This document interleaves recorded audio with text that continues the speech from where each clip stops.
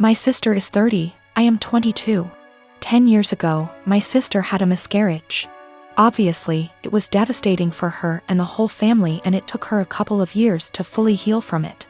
We're still not 100% sure why it happened, but it was a one-off, and she's since had 3 very healthy, beautiful children, including a set of twins. So here's the thing. My sister and I don't really get on. She resented me as a kid because she had to share Mom's attention and because she thought Mom left her dad to be with mine. Never really grew out of that resentment, and she was pretty much my biggest bully throughout childhood and my teenage years. One thing she absolutely cannot stand is when Mom and I do things without her, or when Mom pays more attention to me than to her. When this happens, she calls Mom and says she's feeling really upset about the miscarriage, and without fail Mom goes running. This includes a trip to Paris I took Mom on for her birthday earlier this year, which she cut short because sister said she needed her. Also includes when I had a manic episode so bad I was hospitalized, and sister managed to need Mom every time she was planning to visit me, and so she never did. Note: these times when Mom is spending more time with me than her are the only times sister brings up what happened, and certainly the only times she still gets so upset about it. So recently I was sick. Like, don't leave the bathroom for days, can only keep water down sick. Didn't manage to get the doctor, but I think it was norovirus. It lasted about a week. Mom was popping in daily on her way home from work to check on me and stuff. On the last day of being seriously unwell, when I felt I could eat again, Mom offered to make me some soup while she was there, which I accepted. She was halfway through making it when sister called her saying she was upset about the miscarriage, and she told me I'd have to finish it myself because she had to go.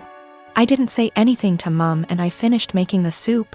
But I sent my sister a text saying she really needs to stop bringing it up for attention because she can't bear me getting some instead. I guess she told Mom and her dad because I'm hearing from all sides what a horrible, insensitive, selfish bastard I am, and how dare I say that to her. I understand she may still be traumatized. I just think it's really weird how that trauma solely manifests whenever I'm getting attention and she isn't. I'm a 30-year-old male and my best friend got married last week. I just bought a house and my wife is expecting our son in November.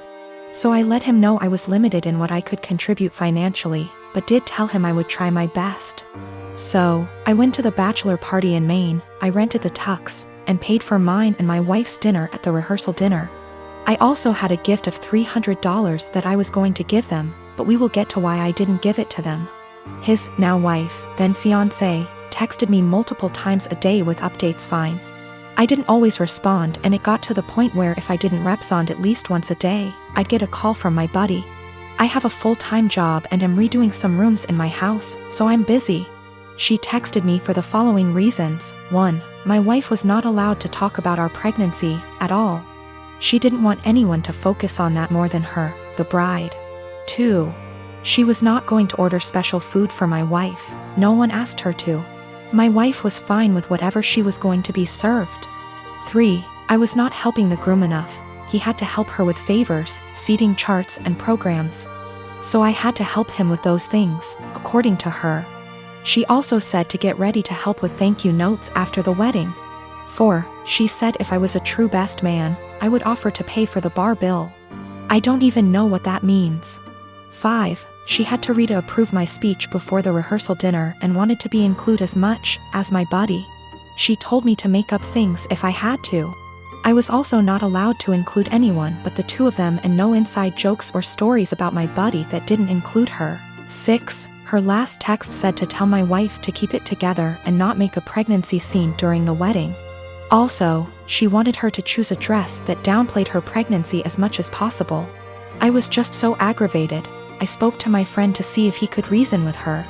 He told me to just play ball on this one, it's her day, and to cut him a break, because he'd be dealing with her nonsense for the rest of his life.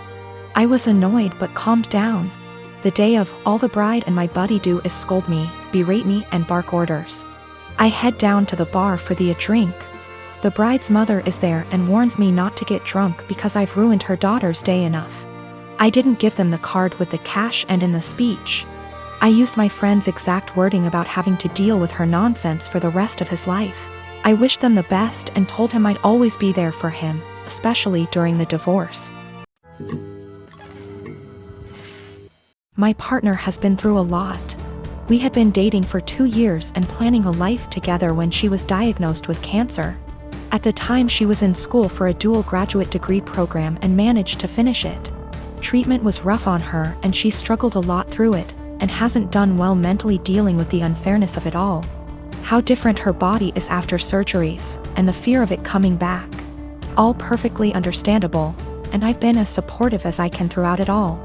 Now all that said, she went into the graduate programs after we started dating, and one of the degrees was at a very expensive school for something that was only related and not required for the work she planned on doing, which would never pay very well.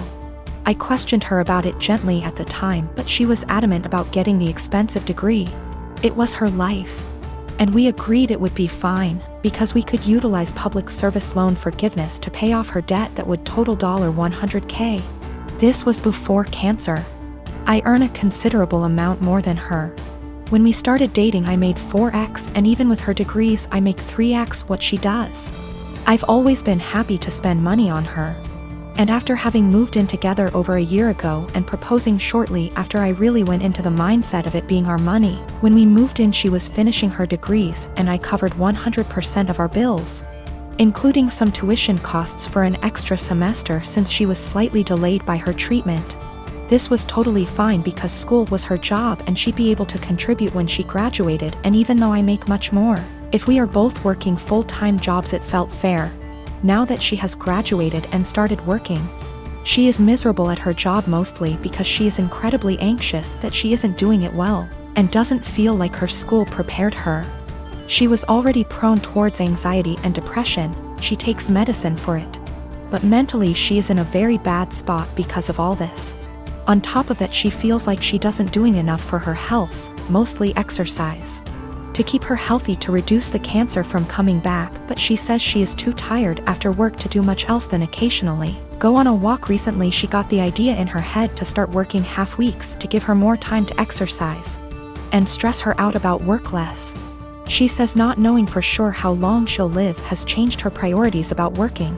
Before all this she was a pretty driven type of personality, working multiple jobs. But working part-time doesn't meet the requirements for public service loan forgiveness. We've talked about it extensively and she feels it is important for her to work part-time. But I am not very comfortable with the idea for many reasons. I get where she is coming from in her needs, but feel like she is looking for a quick fix to her problems. That puts us in a pretty big hole financially because she is so miserable instead of fully dealing with her problems. I'd be more okay with it if it was short-term while she sorted through some things, but she says she just wants more time to exercise and be stress-free, so she doesn't know when that would end. I just feel like she is taking our relationship, which is already unbalanced, and asking to make it a lot more so, and solely because she is in a position to do so because of my job. We can financially afford it, but I haven't been able to come to terms about the disproportionality it would create in our relationship. P.S. My longtime partner wants to start working half-time to relieve her work stress and give her more time to take care of her health, but it makes me uncomfortable because she has $100,000 of debt and it would make our relationship very unbalanced. Background: my grandparents have always been a big part of my life, as have the rest of my family.